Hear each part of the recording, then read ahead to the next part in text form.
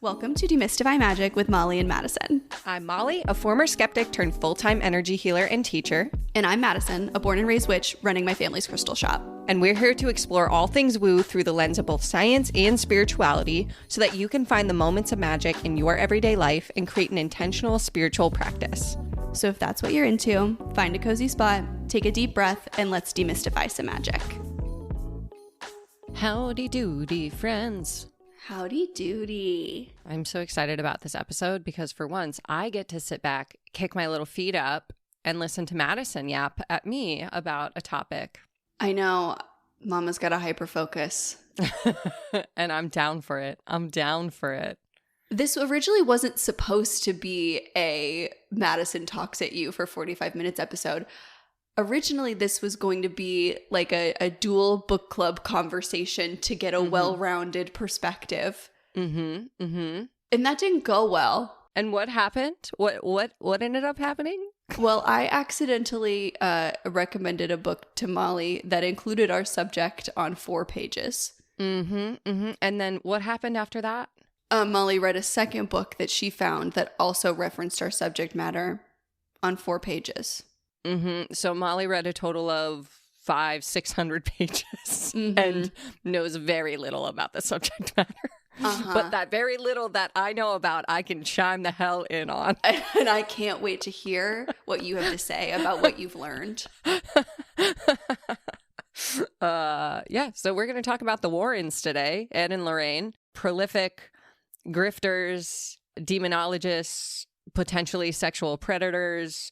We're going to give a big old trigger warning at the start of this episode. We are going to talk about, we're not going to go into like the gory details because that's not what we're about. We're not a true crime podcast. We're really just going to talk about like the impact of Ed and Lorraine Warren, but they do have their hand in some disturbing cases, including cases of murder of children, ghosty things. We're going to talk about some sexual assault allegations. So if listening to this episode would not serve your highest good today, feel free to turn it off and listen to one of our more whimsical episodes. But want to put that disclaimer out there because informed consent is important. And if you were like me and did not know who the Warrens were prior to this episode, I didn't want you to be shocked. So yeah, there's also going to be heavy talk of Catholicism and religious trauma and religious oppression.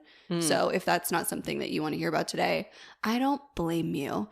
I was in a constant state of rage while reading this book, and I was reading what was supposed to be like the Warrens' propaganda. Yeah.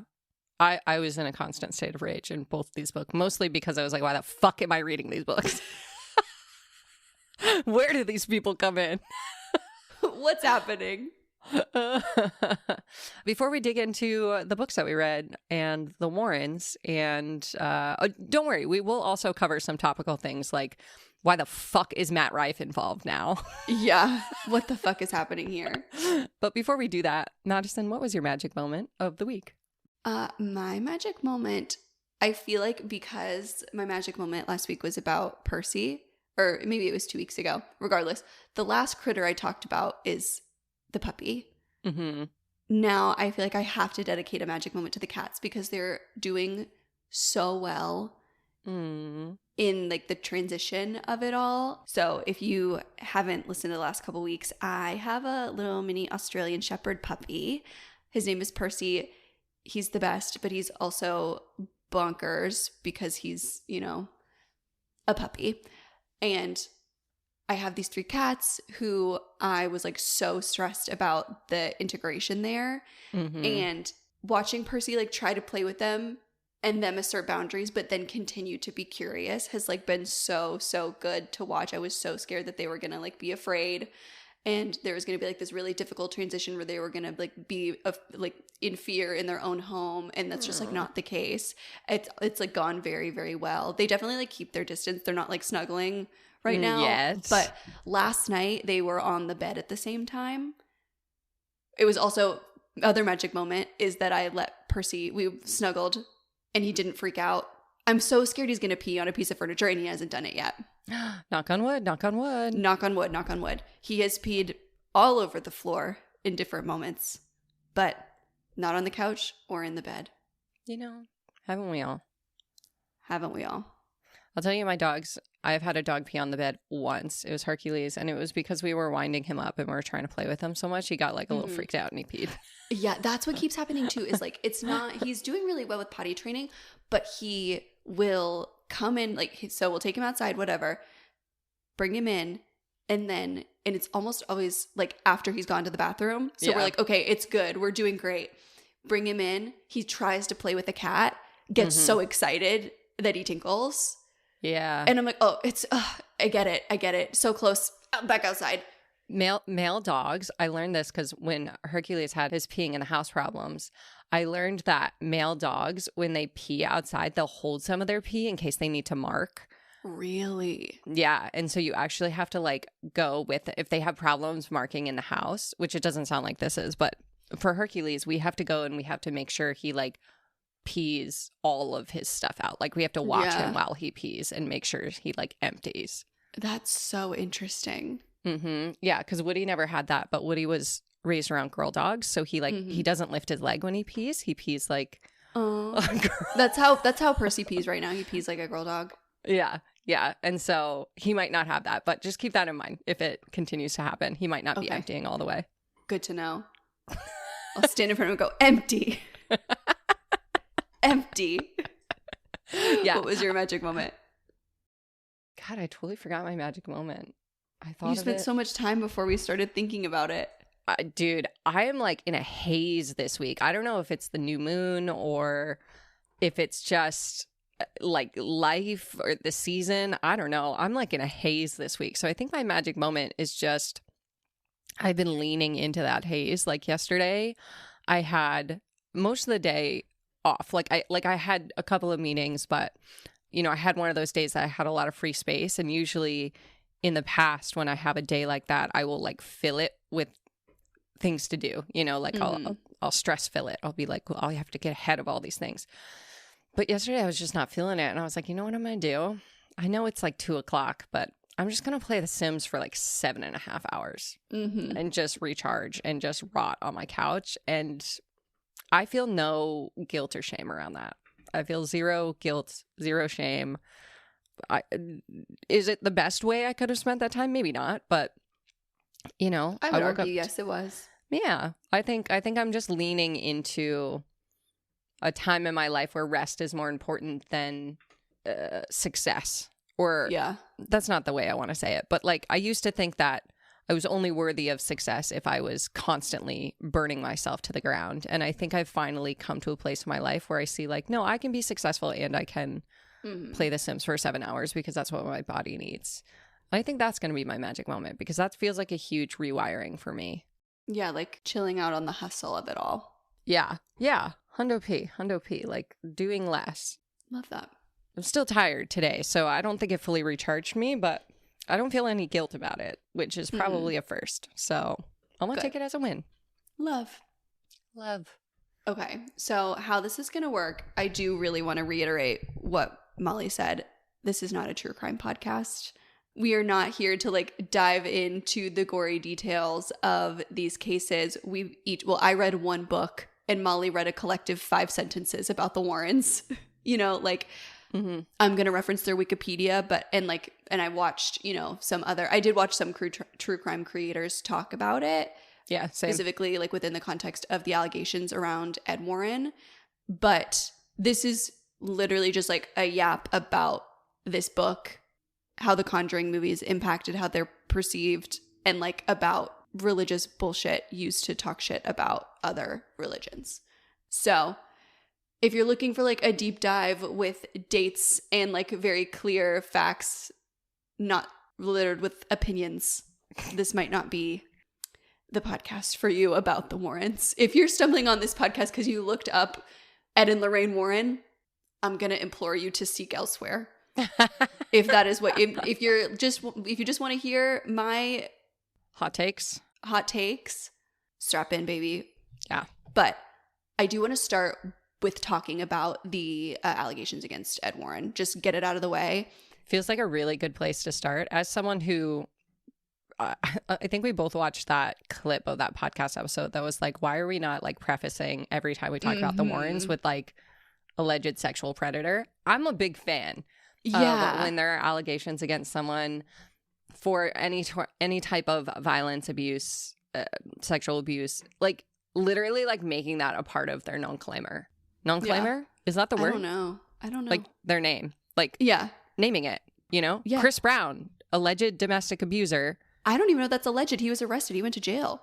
Really? Didn't he? I don't know. I don't keep up with the fucking news.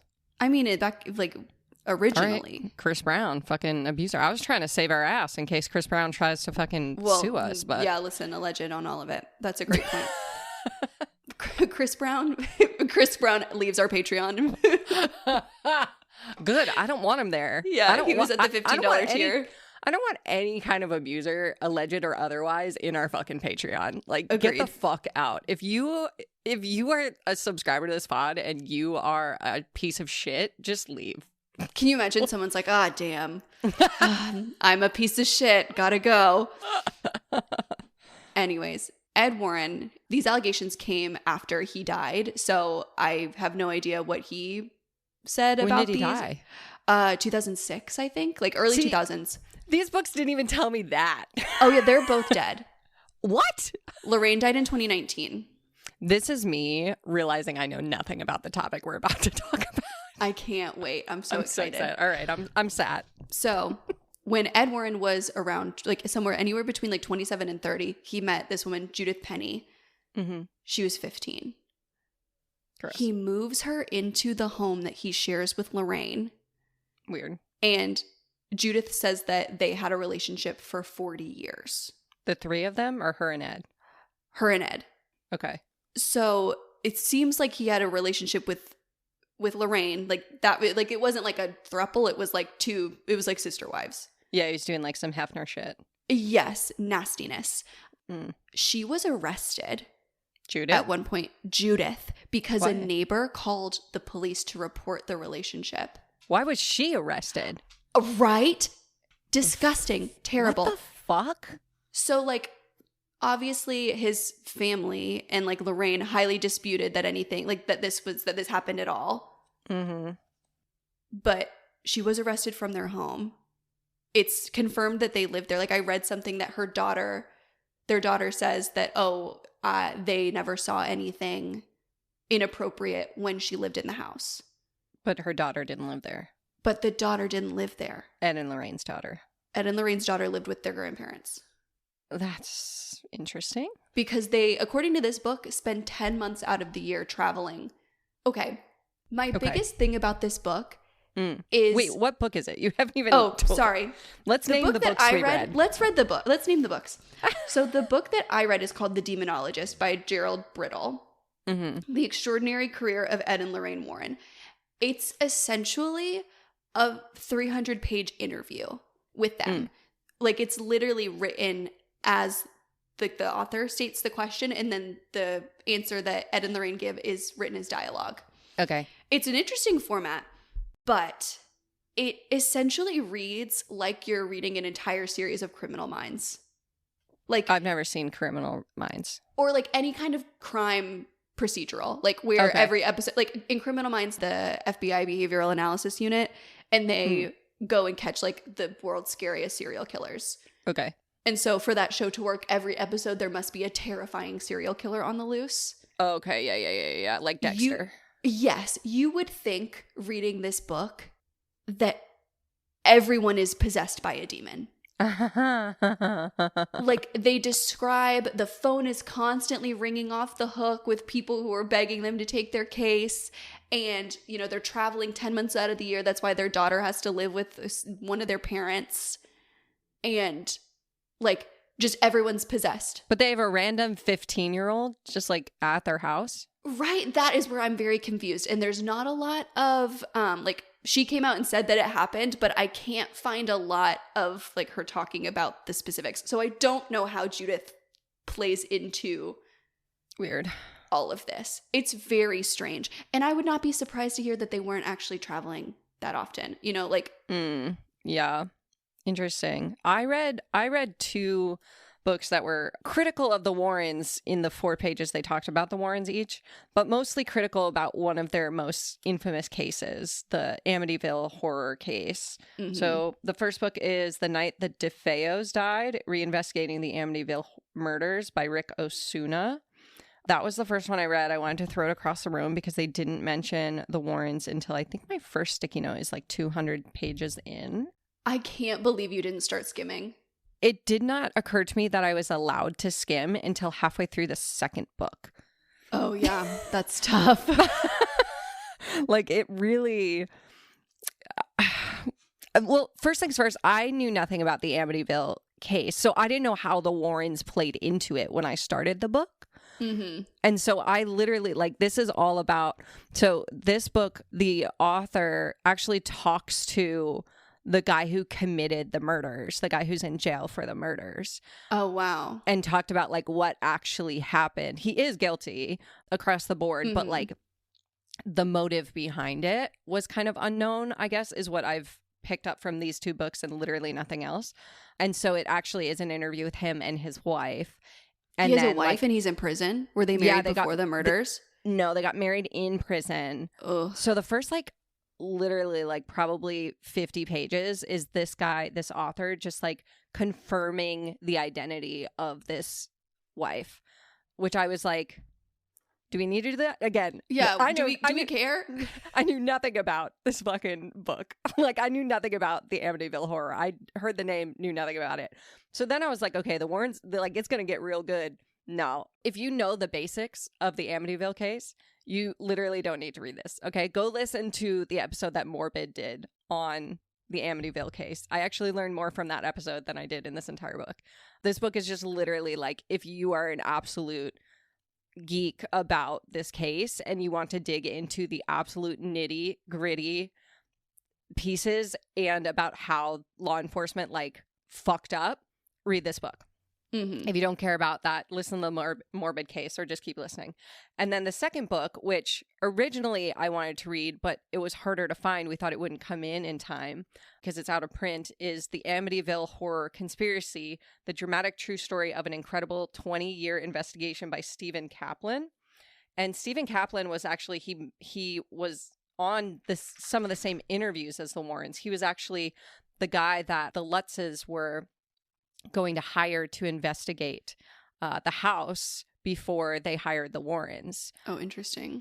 And they actually, like the day before, he had all his ducks in a row to go in and investigate. And he was basically like, hey, like, you know, I'll share the true story, but if it's a hoax, I'm going to share it's a hoax. And so the Lutzes basically said, like, actually, we don't want any more publicity towards this house, so we're gonna call it off. And he was like, all right, no skin off my nose. Mm-hmm. And then, like, a few days later, there was a publicized seance with the Warrens in the house. Yeah.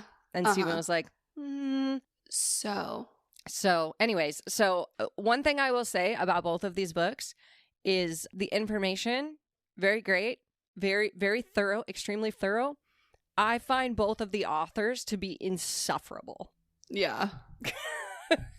That is also how I feel about the writing in this book. It's great. Like, I have never, like, so the first, like, 50 pages are, like, obviously an introduction to the Warrens. Mm-hmm. There are parts where I'm reading it and I'm like, this reads like you are a matchmaker trying to sell me on, like, why I should go on a date with Ed and Lorraine. Like, why do I need to know that you find Lorraine attractive? Like, oh, that's so weird. It's really, like, driving home that they're, like, perfect, wonderful, positive, incredible people who, like, risk their lives to do this dangerous work of demonology. And, like, we should all be so grateful for what they do because they help even people who, like, get them into it themselves. It reminds me of, like, MLM propaganda. Like, when they talk about the founders of, like, an MLM, they do that. It's very cult leader vibes where it's like and so much of it, the sources are like, just trust me, bro. You know, like, believe me that this happened. Like, it's really interesting. So all of the cases where the ones that they actually talk about, because I get really frustrated with this book where they reference some people by name and dive deep into this thing, and then they'll just give these bits of information. Mm-hmm. Like, for example, I just really do believe they contributed so much to the Satanic Panic because we could do a whole episode on Satanic Panic. It makes me so mad. It's like this book is the Satanic Panic. So we'll have like chapters upon chapters of these deep dives into these cases explicitly. This is exactly what happened. Here's exactly what I saw. And we'll give names and dates and all of that. And then later they'll be like, oh yeah, we've had cases where they're sacrificing babies and they're stringing up animals to bleed them. And like, just like really like the worst things that you can think of like for a person, like human sacrifice, all of these like terrible things, but then won't give me the specifics. And that's because there's been no documented cases of a genuine satanic ritual murder. It's just not real. Yeah. And it infuriates me. The thing about the Satanic Panic, and I feel like I have like a deja vu moment of talking about this on the podcast once, but it could just be because this is my Roman Empire. When I was working in the field of child advocacy centers, which are basically like centers that when a kid discloses abuse, they go to a CAC rather than getting interviewed multiple times by prosecution and police and whatever. And they get a child-friendly, non-leading interview that is recorded and then can be used for prosecuting the alleged offender. That's the long and short of it. One of the reasons why CACs became so necessary is because of the Satanic Panic, because there was a really, really famous case where kids were coached and basically created false memories of like this tunnel system and sacrifices and all of that. And then literally there was like it was like one of the most expensive investigations in the United States. And it turns out it was literally like none of it happened. There was no evidence of it. Yeah. And these parents had created false memories through leading questions. And that's why we have a forensic interviewing process now. I've read about that case.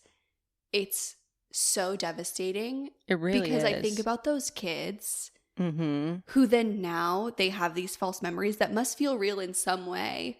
Yeah. If they're saying it happened. It's gaslighting someone into trauma. It's wild. And like I want to state for the record that like I worked with survivors of sexual violence for nearly a decade.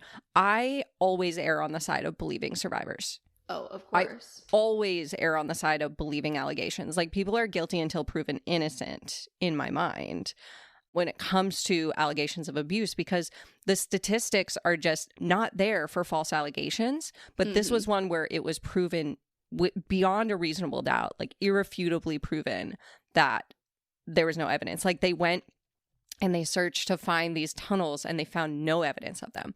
And so categorically, it was like a false implanted memory. So I would just want to put it out there so everyone knows we believe survivors here. We believe victims here. We believe allegations here. And also the Satanic Panic was fucking awful and just caused a lot of damage to people who did not need to be damaged by it. Yeah, and it lays the groundwork for so much fear-mongering. Especially around witchcraft. Yeah, with like the West Memphis 3, with like Damien Echols. And like they were targeted by police because they were goth kids who played D&D and read books about witchcraft. It was like they were pigeonholed into this crime that they did not commit. Wait, I don't know this case. You don't know about the West Memphis 3? Oh my God, please. Is this a true crime podcast now? So, well, Damien Echols, I know a lot about the West Memphis 3 because Damien Echols wrote books about witchcraft while he was in prison. Oh, okay. It's really, really amazing. He writes because he was in solitary confinement for a really, really long time. So these 3 kids, and what's so sad about it is that it's called the West Memphis 3 rather than, like, I know people have started to call it the West Memphis 5, which I should have done. Sorry, I'm so sorry. It's called the West Memphis 3. That's how they're the case is most commonly known, for the 3 boys who went to prison, not for the 2 little boys who were murdered. Wait, what happened? These 2 kids were murdered in a way that was very brutal. I believe it was found to be either one of the kids' stepdad or one of the kids' like fathers who did it, and they imprisoned these 3 teenage boys, like they were teenagers when it happened, said that they killed them in a satanic ritual. When was this? In the 80s. Wow. Damn. And I just really feel like so much of this groundwork is laid by people like the Warrens. Yeah, hundo P. Because the way they talk about anything that does not align with Christianity and Catholicism is that it's a doorway to the devil. It's a doorway to the demonic. That's so interesting. And what I find so interesting too is like the blatant hypocrisy of the whole thing. Yeah, that's what I'm sitting with right now. They describe Lorraine as a clairvoyant. Right. She's a trance medium. She's a clairvoyant. She'll go. So like the way they do things, first of all, the one thing I do think is interesting about the Warrens, which I don't know how true this story is, but this is how the book starts. And it was like the one thing that I was like, oh, that's kind of cool, is they started as artists. Okay. So they would hear stories, again, allegedly. This is what they say Everything's happened. alleged. Everything's alleged. I really want to believe that this is true because I think it's a cool thing. Okay. But they would hear stories of haunted houses. And they would go to the homes and they would paint the house. And then they would take those paintings to the owner and offer them the painting in exchange for stories about their home. I hate to tell you, but that was disputed in one of these books. Was it really? That's tough. Because I know the paintings exist because I've seen them. Yes, that was their way of getting in. That was their grift. I guess that, like, and it makes sense. But sorry. Listen, would have got me, clearly. The one good thing I can say about the Warrens is that they're really good at grifting. Yeah. I'm so glad I read almost 1,000 pages just so I could spoil that for you. Thank you. No, I'm so glad to know. Because I was like, oh, like, it starts, and I'm like, okay, this is weird. Like, obviously, this guy, I guess it makes sense. This guy who's like wants to write this book about the Warrens, like, he's obsessed with them. He's going to talk about how great they are. This is a cool story. Like, I'll just leave that behind. Whatever. And then just slowly, like, sunk more and more into my rage. That was like my one positive moment. That sucks. I know. I'm going to see if I can find the section because I very distinctly remember I was like, that's such a weird grift. Ugh, that's so sad. Would they just pick someone random's house? Like, was it even haunted? I just apparently sticky noted everything that said Warrens. I have a bunch of sticky notes in here because I was sticky noting the case, thinking that it was that we were helpful, that it was going to be important. I love the idea that you were reading these books, thinking, like, waiting, being like, oh, next page, we're getting there. Any moment, the Warrens are going to pop up. Oh God, I hate it. I hate it here. But anyways. So then the grift there is that Lorraine's a medium. She would go into the houses first and, you know, she would communicate with the spirits or whatever. But then in other cases, so in the Annabelle case, the idea is that one of the people in the house was given this doll. Weird things started happening. They consulted a medium. The medium came in and said, oh, the ghost of a girl named Annabelle Higgins is like, wants your permission to be in this doll. Weird. They say, oh, if it's a little girl, like, we feel sad, we feel empathy for this little girl who's in spirit. Give her permission to be in the doll. Actually, it's a demon. Oh. That's the story that the Warrens have there. But then they shit on these people for consulting a medium. They're like, oh, that was your first mistake. As you have a fucking medium in their house. Yeah. What? She is a medium. Exactly. That's what they say. And they call her a medium. Yeah. And so it's really, again, going back to the cult leader of it all. Mediums are bad, but not me. Yeah, that is weird. And I can like cast out this evil, but I'm a fucking sexual predator. Yeah, I don't like that. It's really, it incenses me. And the way they talk about witchcraft, like they say things that are blatantly untrue. This is my book and my sticky notes. I did not do a great job. They're all just yellow sticky notes that I cut to make shorter. I love the fact that we sticky noted a book and we're like, what does this mean? Why did I put a sticky note here? Why did I do this? Where I'm like, okay, I flipped right to it. I flipped right to the passage that I needed. So this is their description of witchcraft. This is how Lorraine describes witchcraft. So the question is, what is the relationship between witchcraft, Satanism, and the demonic? First, understand witchcraft, Lorraine replies. Wicca, or witchcraft, is 4,000 years old, often called the old religion because it predates both Judaism and Christianity. First of all, witchcraft and Wicca are not synonyms. People who practice Wicca are known as white witches and worship Mother Earth. They manipulate natural forces for positive results, healing, good luck, lasting love, and bountiful harvests. After that, however, you digress into gray witchcraft, black witchcraft, and Satanism. This is where problems develop because witchcraft goes both ways and can be used to bring about positive or negative ends. Grey witchcraft is named for its effects. The Grey Witch casts spells and manipulates the fate and fortune of others in a way that's neither totally good nor totally bad. Essentially, Grey witchcraft is performed in order to give one person an unfair advantage over another. The real problem, though, lies in black witchcraft and Satanism. The Black Witch seeks earthly rewards, money, sex, power, prestige, or the ruin of adversaries through express help of diabolical agencies.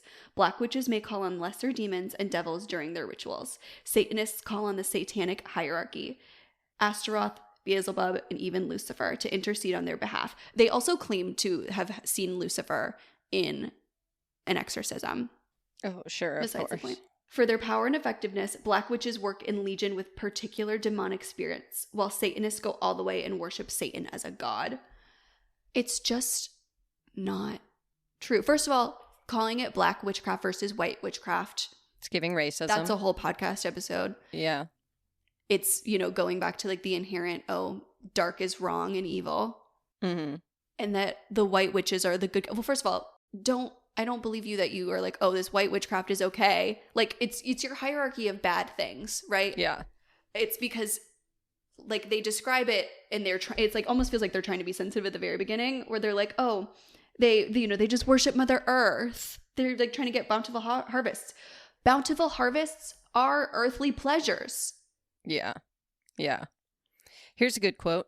This is from the Rick Osuna book, and he's talking about the Warrens. He's talking about the experience of horror writer Ray Garton, who's the author of In a Dark Place, the story of a true haunting. So he basically went to the Warrens for advice about a story that like he was doing that didn't really match up.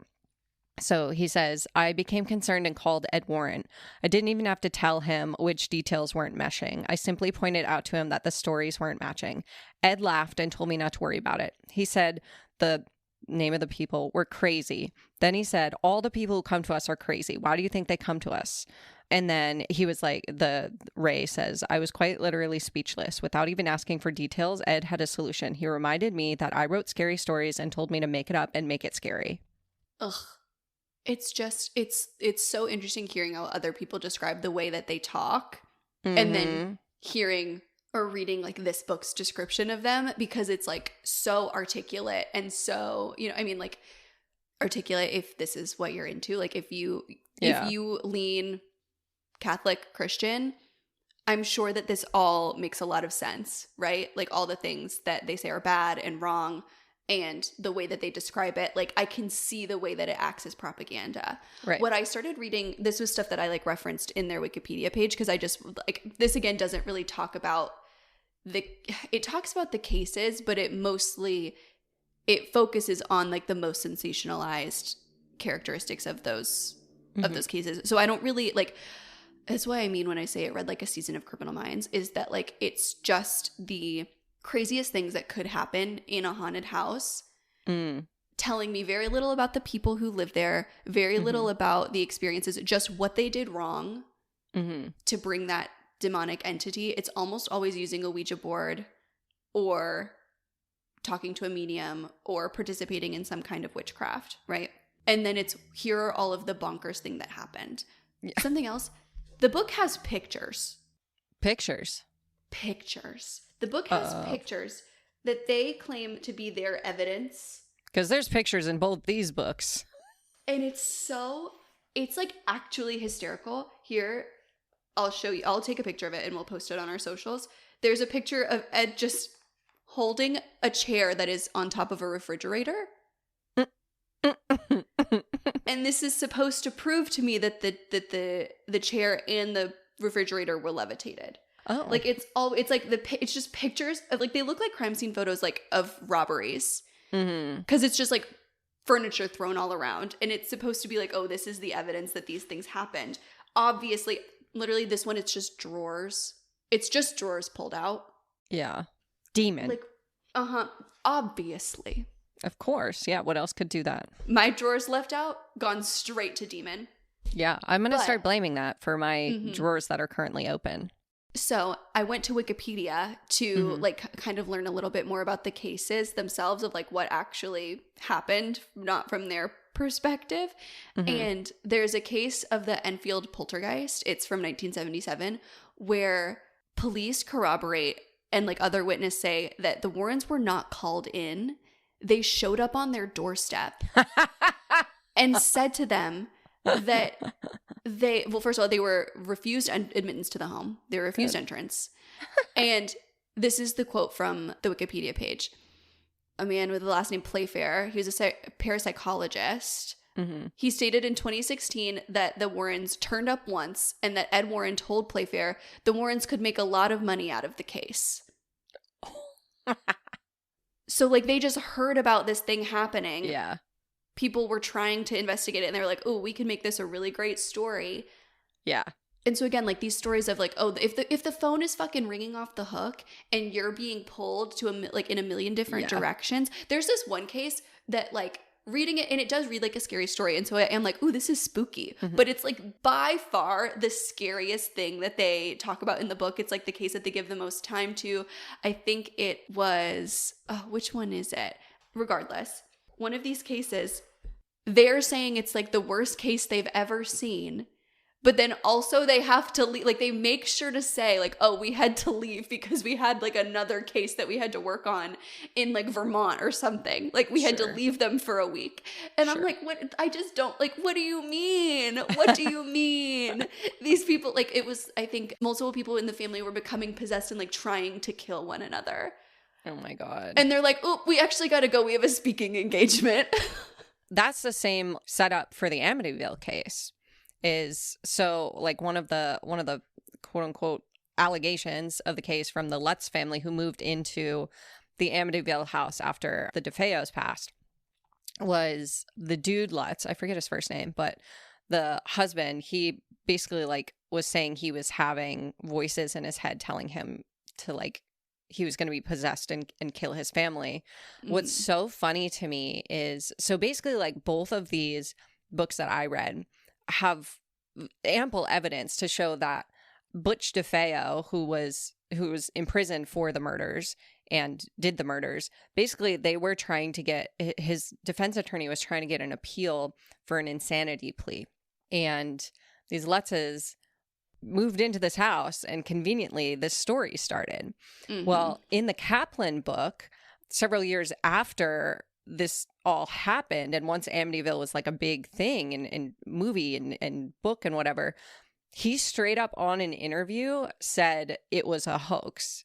The defense attorney with the Lutzes made up this case to try to get this insanity plea.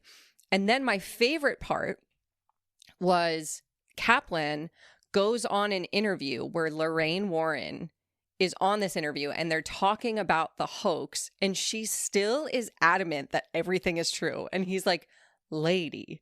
So like, they have an explanation for that actually in this book. Tell me, please tell me. They say that it's actually very, very normal for the people involved to say that it never happened and to say that it was a hoax because they don't want to believe that it occurred. Oh, yeah, that makes perfect sense. And it's like weaponizing trauma language. Like they're saying, oh, these people blocked it out. Oh my God. And so they're like saying that it's a hoax now. But I'm like, if these photos that you took, if the refrigerator really levitated. Yeah. It just feels so ingenuine to me to like make it, oh, these people were too traumatized. If they were too traumatized, then like when it was happening, would they have called you? Right. It does not feel very trauma informed to me. No, definitely not. Because when given the space, especially like if the Warrens are giving these people, and if I'm wrong, tell me, but the Warrens are giving these people a platform. They're going out, they're being heard, they're telling their story. That to me is very in line with like what's healing for people who've experienced trauma. I think it depends on what like the positioning of the platform, what the platform is and what they're asking of them. Yeah. But what's not trauma informed is like the Warrens continuing to exploit these people's trauma and then basically saying like, don't listen to them and their story. We know what's right. Yes. That's what I'm like trying, like, that's where it makes me Yeah. feel uncomfortable, is it's like, oh, they're just traumatized. Like, Yeah. that's why they're saying it's a hoax. Like, fuck them, basically. So let me, like, write books about it and make it worse. You know, like, if you're really about helping people, Yeah.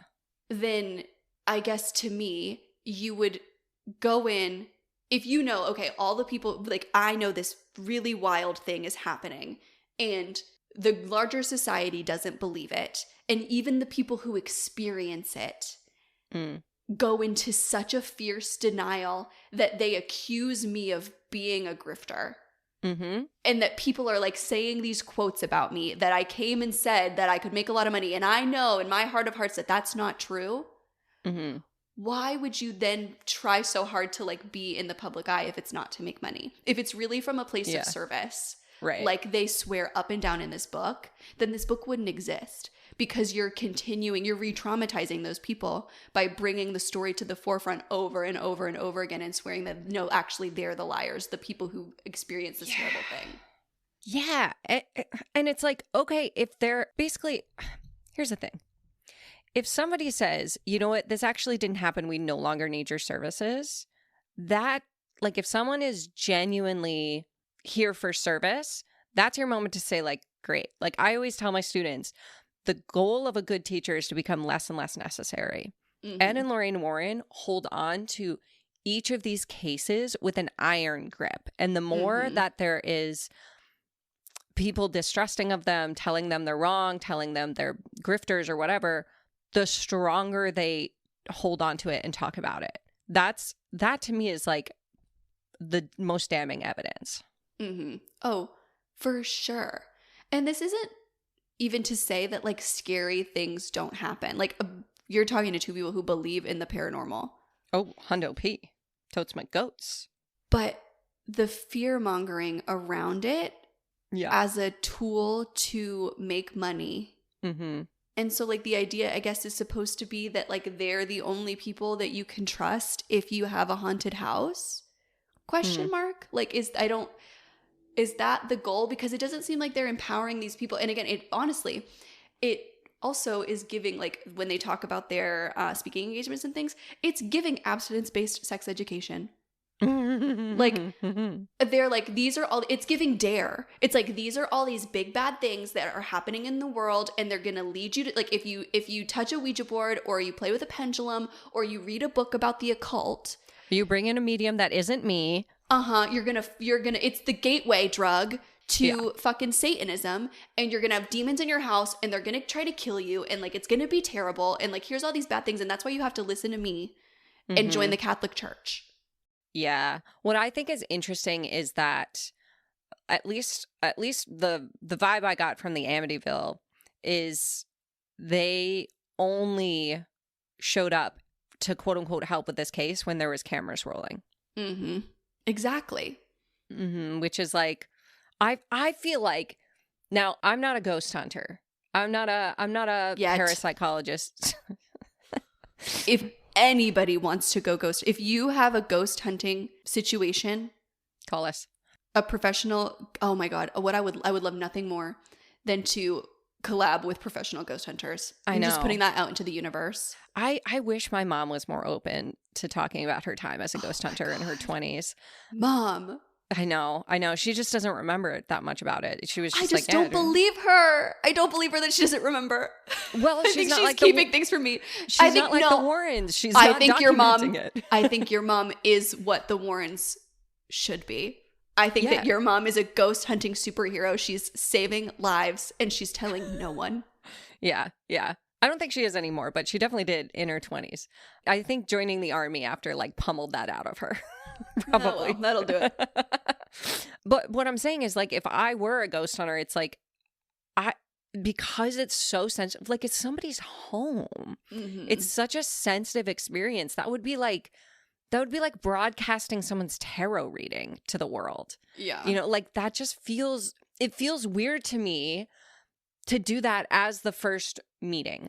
You know, like, it's one thing to, like, go in, see the ghost, whatever, then have a conversation about, like, hey, we think people need to know about this. What do you feel about having cameras and whatever? Like, having that conversation. But your first investigation there's a fucking camera crew and it's on national TV. Yeah. And you're exploiting like these people's deepest traumas, allegedly, to the world. Like, how is that going to help anyone?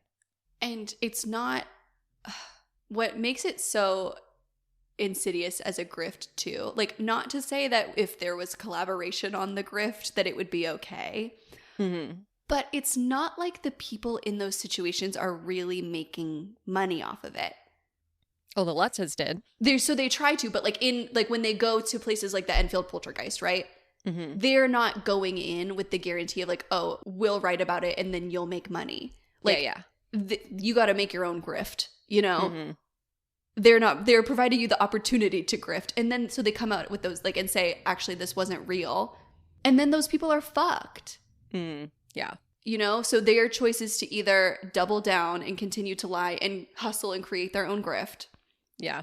And like become like act like the Warrens, act like a fucking lackey, do what they say, corroborate their story. Or you say it's a hoax, you come clean, because I would imagine that's, you know, like that's so much lying. I can't imagine how terrifying it must be to like be interviewed and have to lie in that way. 90% of both of these books is just literally looking at the tiny little details. Well, the Lutzes said they were there for 28 days on this interview, but on this interview, they said 10 days. On this interview, they said they moved out on this day, but on that interview, they said this day. That's 90% of both of these books is like these very, very tedious, which one is it? Exactly. I'm like, this is insufferable to read, but like, I get it. You put these people in a position where they then have to become scrutinized. Yeah. And I would be interested to know, like, I would love to be a fly on the wall in those situations. Like, and I'm sure that these people get more brazen as it goes on. You know, like, I'm sure they didn't show up to the Amityville house and go, we can make a lot of money out of this, like right off the gate. Yeah, yeah. But I'm interested to know, like, how much of the hoax the family is always in on. Like, do they come out and say, and I'm sure it starts from a place of like, or at least this is what I tell myself to, you know, think that the world isn't terrible. I have to believe that it starts from a good place of like, this is how I have to get people to listen to me. You have to make the story sensational, you know? The Lutzes 100% were in on it from day one. But I do wonder, like, I just want to see the start of that conversation. You know what I mean? Like, how do we get from point A to point B? Yeah, they did it because they were deeply, deeply, deeply in debt. Yeah. So their budget for buying a house was something like $40,000, which apparently at the time could buy a house. Can we just stop and I know. Can we talk about that? Right? Ugh, 1975, what I wouldn't do. I know. The Amityville house, which is the one they ended up purchasing, was I think $80,000. And so like more than double their budget. Yeah. And so literally allegedly the whole reason why they went in on this hoax is because they needed to get out of debt. They needed the money. They made a significant amount of money from the book and the movies. Yeah. And so that was it. Like, and the Warrens grabbed onto that because they could help publicize it, basically. And so I really do believe the Lutzes from day one were like going in on this as grift. Like maybe they bought the house because they they bought the house less than a year after the murders happened. Yeah. And we're like, no, it doesn't really bother us. Really? Some of the furniture was still in there. Oh, wow. Yeah. Actually, you know, I did know that. That is in this book. It's wild. I'm like, there's I just wonder, no way. Amityville case aside, because I just can't believe that all of these people did that. What are the other cases? Like, which one is The Conjuring about? So The Conjuring is about the Perron family. This is in 1971, so 4 years before Amityville. Okay. It was in Harrisville, Rhode Island. This is what pisses me off, too. It's not going well for me defending these people. But this is also according to the Warrens. So if you watch the first Conjuring movie, a spoiler alert, I guess, there's a witch, Bathsheba, who sacrificed their baby to the devil. Okay. And then cursed the land. That is not true. First of all. Wait. Point stop. The Amityville had something like that too. Really? About a sacrifice? No, about basically they claimed, I can't remember who it was, so I'll just say they. The claim was the reason why the house was haunted was because it was in like a Indian burial ground and an insanity like place where they kept their illness. Mhm. And the tribe that was in that area was basically like, no, it fucking wasn't. And they were still spreading this story. It's like, it's really, really wild. So they have this story that Bathsheba Sherman sacrificed their baby to the devil and that cursed the land and made it so that like it was a place where the demonic, you know, could come in and out. That baby died of natural causes. There was no witch. I think the biggest thing I've had to grieve is the Warrens that exist in the movies. Really? How are they in the movies? Loving couple, like really amazing. It's not, I wouldn't say, I mean, it's been a while since I've watched them. It's religious because they, you know, have exorcisms and stuff. Sure. But it like, they're not, I'm sure that like they're not giving their dogma all the time. Yeah, you know, yeah. The movies are really good. And I feel okay about watching them since they're both dead. You know, like nobody's getting any money anymore. But what I find to be most compelling about the Conjuring movies and how it ties back to the allegations against Ed Warren is Lorraine. Obviously, I think Ed was, The Conjuring came out in 2013. So Ed was long dead when this all started.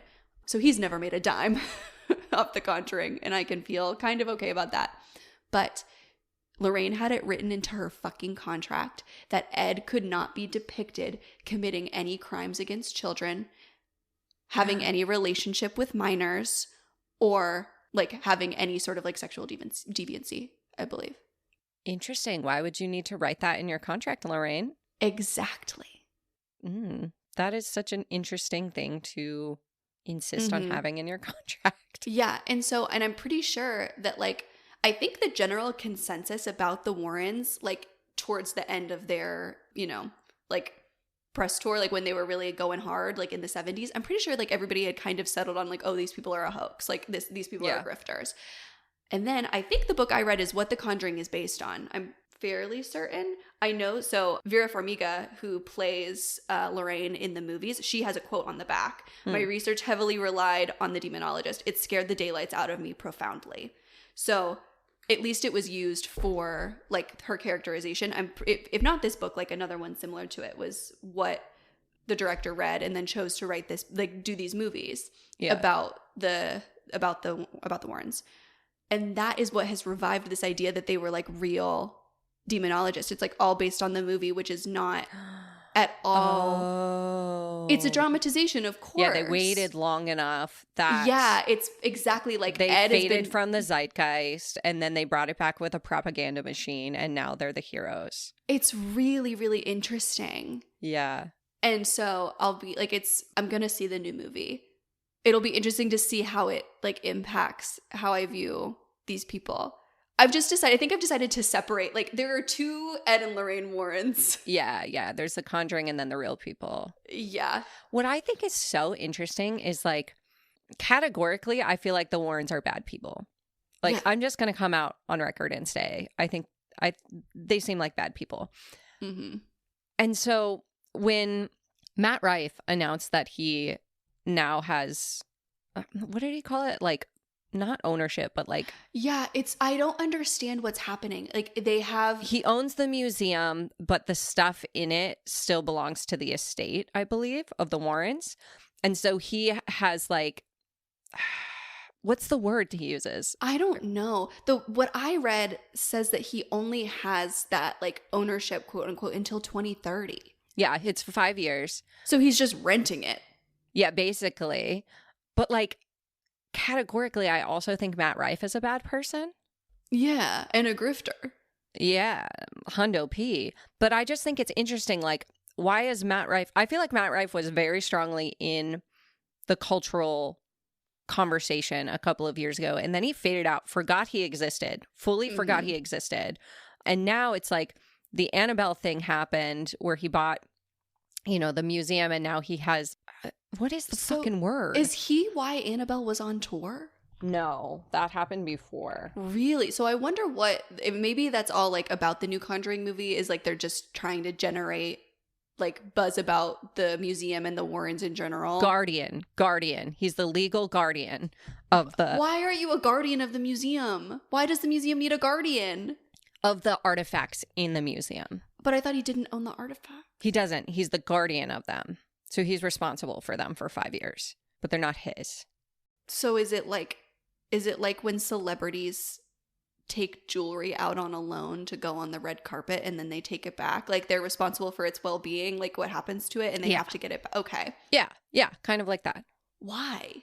I don't know, but what I think is interesting about Matt Rife right now, and where I think he's kind of like headed down the same path as the Warrens is, so within about a month or two of this happening, now there's this big scandal with the E.L.F Cosmetics ad that Matt Rife was in. Yeah. Where I remember being like, Matt Rife and Annabelle, that doesn't make any fucking sense.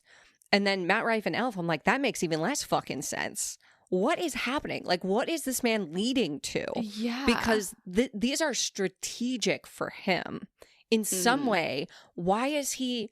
All of a sudden, he disappears from the cultural conversation for a while, and then he comes back in spaces where he is categorically not meant to be. Yeah, Why? I think that it must, like, so I wonder if it has something to do with, like, trying to get that female fan base back.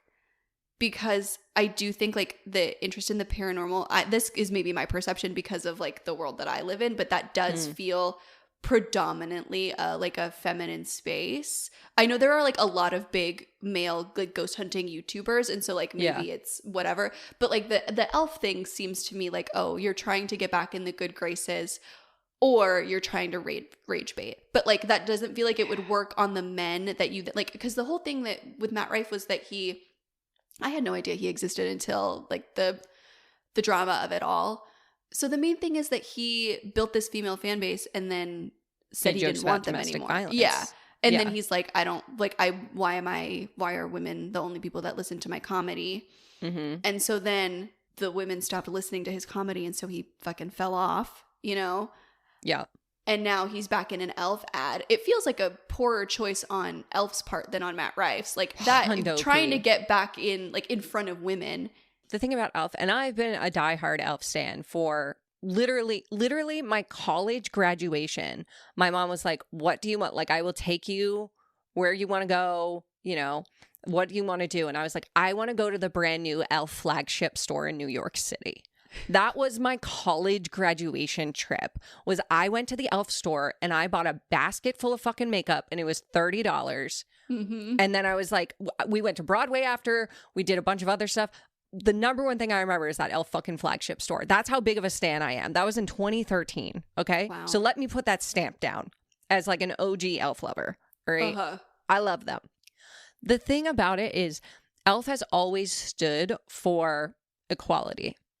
E.L.F has always stood for like, I always felt like E.L.F had a strong moral compass. And so the fact that they deliberately chose Matt Rife was just like, who the fuck is this brand? Yeah, what's going on here? Who the fuck are you? And then the fact that they still, as of recording, we're recording August 21st, they have not apologized. They put a statement out where they're like, we heard you, our bad, but they haven't taken the ad down. Do we think that Matt Rife is participating in what the Warrens would call black witchcraft? Do we think that Annabelle has possessed the marketing directors of E.L.F? It's just interesting to me. Like, I don't know. I haven't made sense of it yet. Like, I don't have a theory, but it's just interesting to me that like these two very separate spaces that Matt Rife has no business in. And Matt Rife has some elements that are very Warren-esque in terms of like his griftiness, his exploitation, his massive rise and then fall. It's just interesting to me to see him in these two spaces. And like, I swear, like someone like that who has extreme fame and extreme popularity is like either is a marketing genius or is working with one.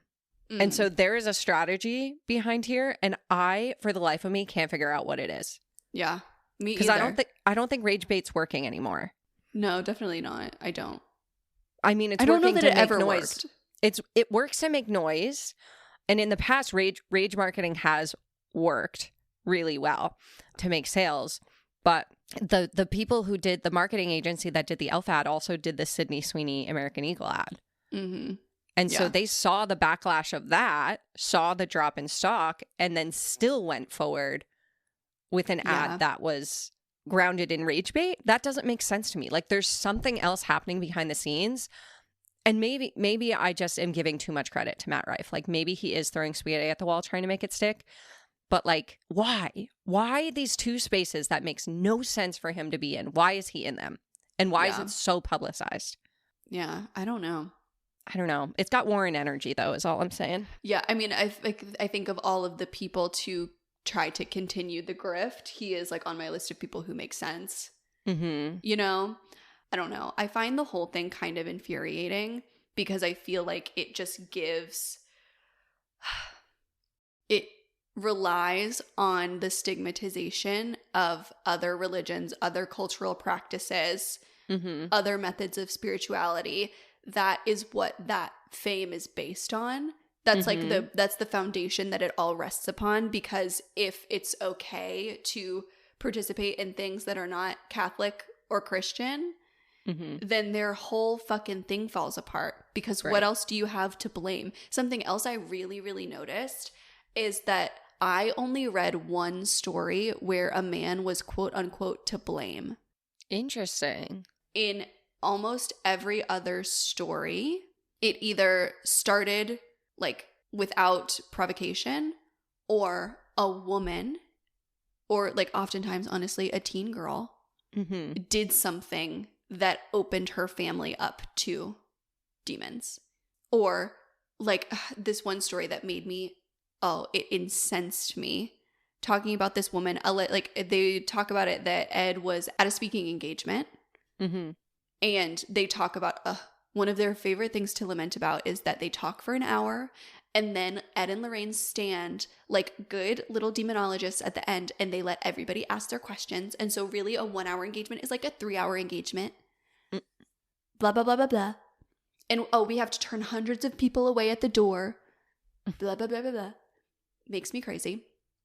But I don't think they name the people in it. Or maybe I don't remember. But a man brings his girlfriend to the speaking engagement, and the girl is like clearly uncomfortable, whatever. And the guy comes up to Ed and says, like, they think something's going on with her. Like, I think that she's like being possessed. And so they like wrap it early. They take her into like a room in this school or whatever where they're speaking, into like a classroom or something. And the girl admits in front of the boyfriend and Lorraine and Ed that she went on a few dates with this guy that she's like the guy that's in the room, her boyfriend. They went on a few dates and he lost interest, but she was so obsessed with him that she resorted to witchcraft to get him back. And she pledged herself to Satan, married Satan, so that she could get this guy back. And she's wearing like this black veil, and she says that it's like she wears it to show her devotion to Satan. And then she becomes possessed, and they do an exorcism, whatever, blah, blah, blah.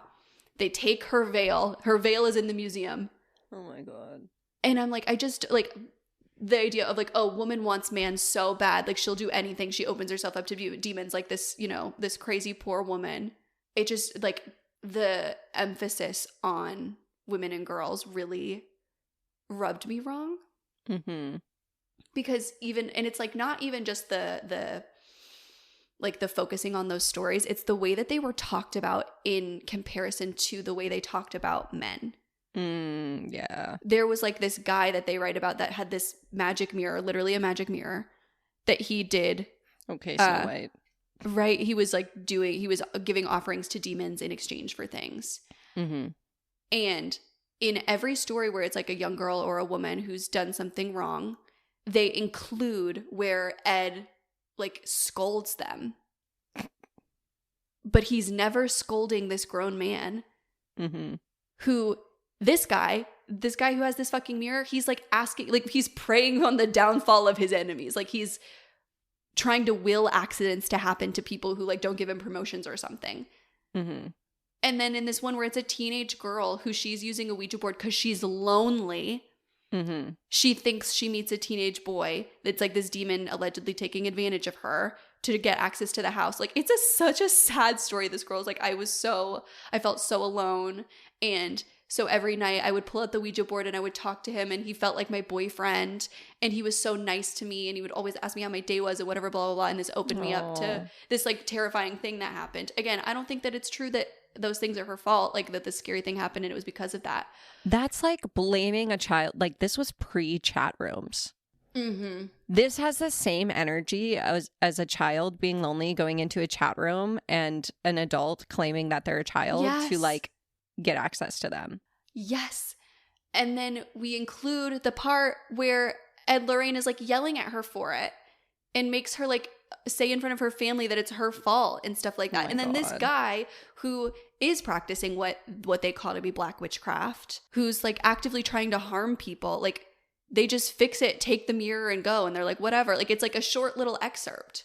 It's just, it feels very patriarchal. Yes. There's like an underlying misogyny to it that I find to be really gross. Yeah. I find a lot of everything I've read about the Warrens to just have an underlying ick to it. Yeah. And even like with this guy who clearly is like a believer in their story and like really wants to share it, like no matter how much he tries to make them likable to me, like I am not buying what he's selling. And it's not just that, like it's a fairly well written book. Like the format is really interesting. I think he did, like based on how I see other people describe the way they talk, he does a great job of making them look better. For their intended audience, right? Like I am clearly not someone that the Warrens would want to talk to. And so I can see what they're writing and say like, oh, I can see why that it is written this way. I can see why the story is told this way. Yeah. And yet still I cannot find a single thing that I like about you. Actually, the one thing I liked about you, that you were painters. Yeah, sorry. Grift. I can't help it. I love an artist. I know. Yeah. So, would you recommend the book? Like, honestly, yes and no. I think that I would recommend this in tandem with other research, obviously. I would recommend this in tandem with the books that you read, honestly, I would recommend this in tandem with the Ed and Lorraine Warren Wikipedia. Because it is really helpful to read.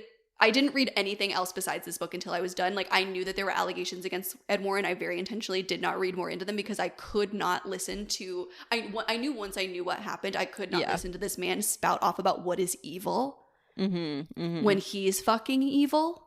Yeah. And so I left everything until the end. And so I was like going back and kind of like reading little snippets of what was written in the book and then reading like the one paragraph per super famous case that's in the Wikipedia. And going through the Enfield poltergeist case after reading about it in this book, it's an experience that I kind of do recommend. It's a really excellent case on media literacy. Yeah.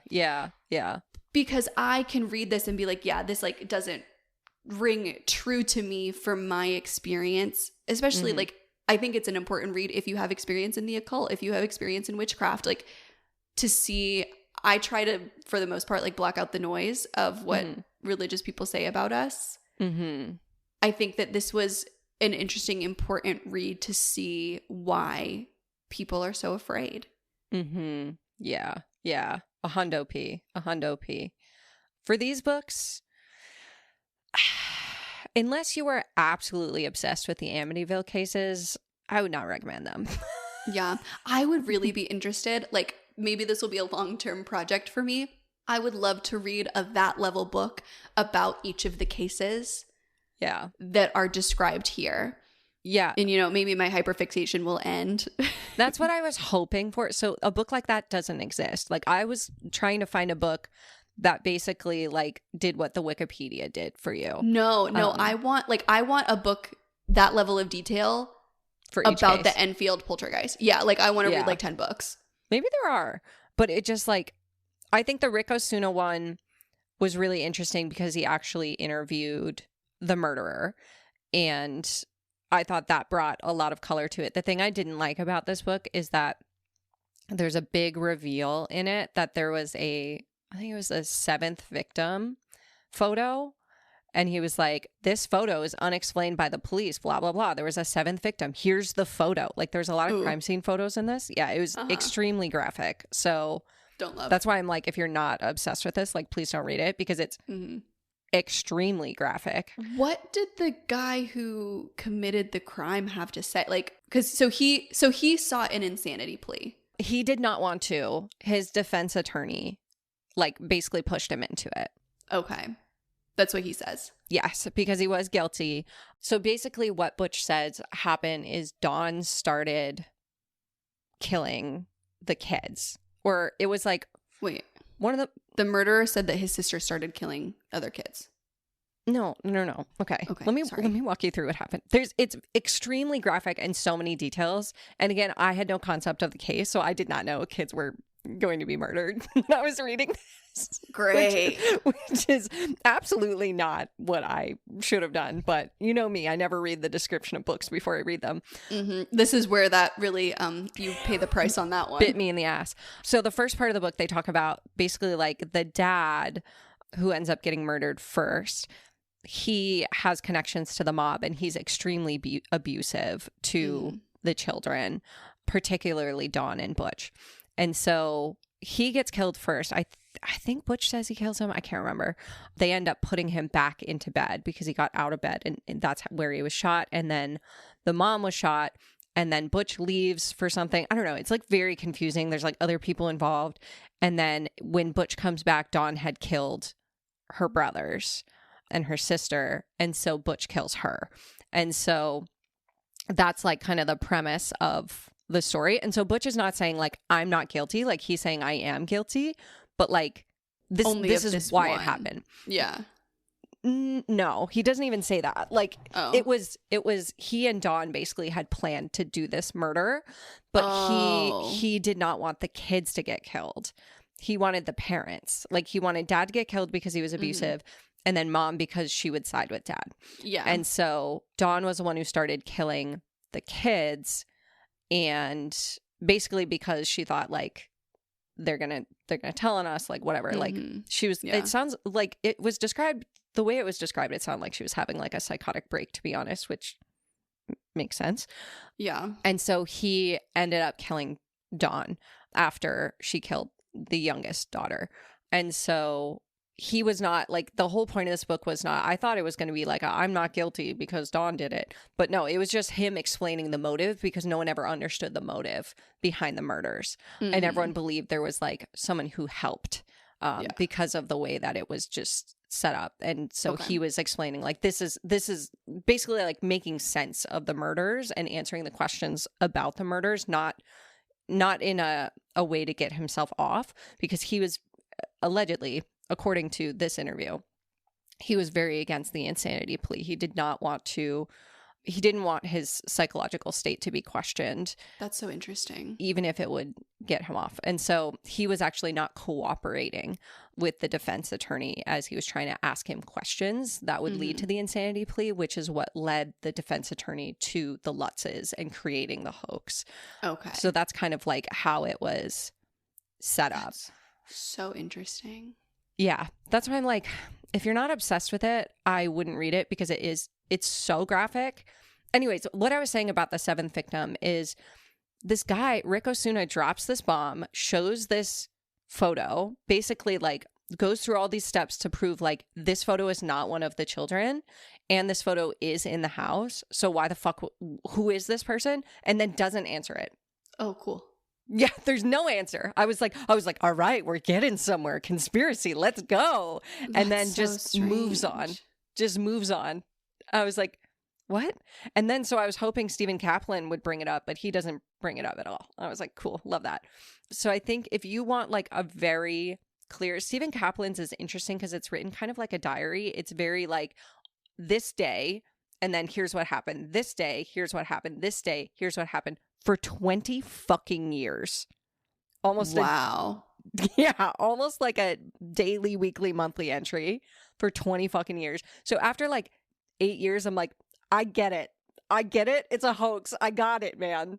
And then it like goes into... I hear you. I find Stephen Kaplan to be insufferable.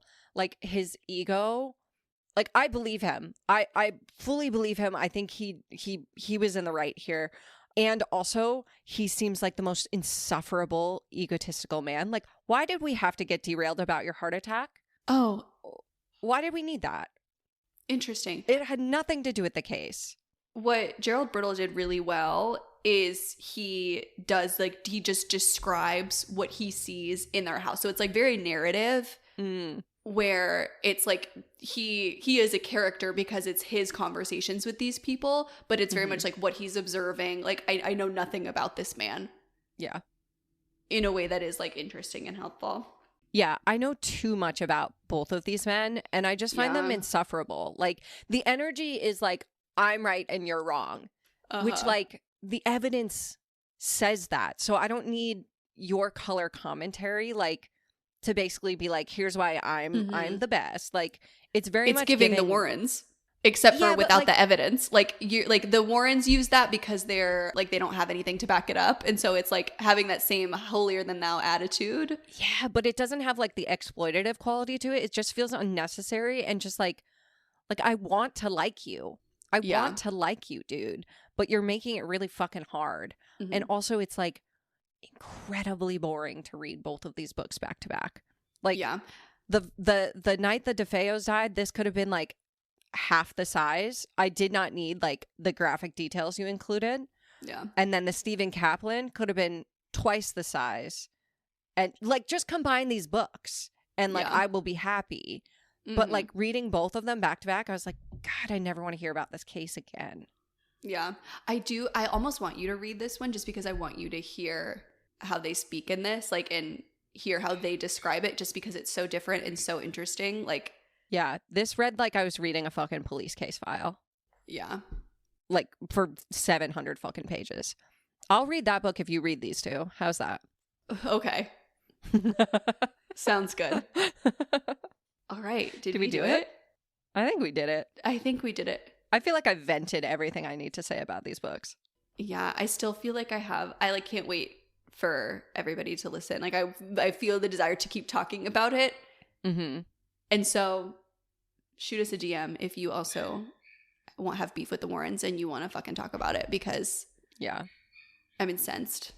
Or if you have beef with Matt Rife, we're always as a certified Matt Rife hater, I would love to certified. Yeah.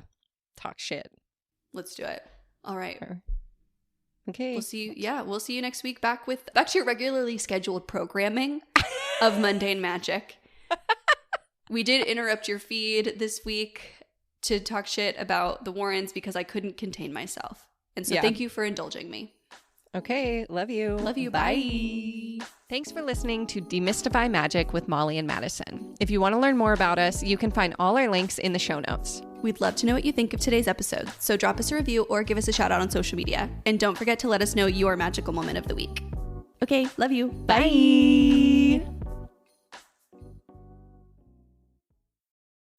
It's back to school season and Clorox is donating 2 million disinfecting wipes to classrooms across America. Because back to school means things can get a little bit messy. Just ask second grade teacher Mr. Torres. Put me and just one Clorox wipe on a team? We can take on crayon smudges, sticky fingerprints on every surface, sneezes on the door handle, juice box explosion by the sink, snack crumbs, and don't even get me started on the bathroom passes. Clorox disinfecting wipes. Teacher's #1 wipe. Think about it. Bathroom passes. Clean feels good. Based on unit sales data.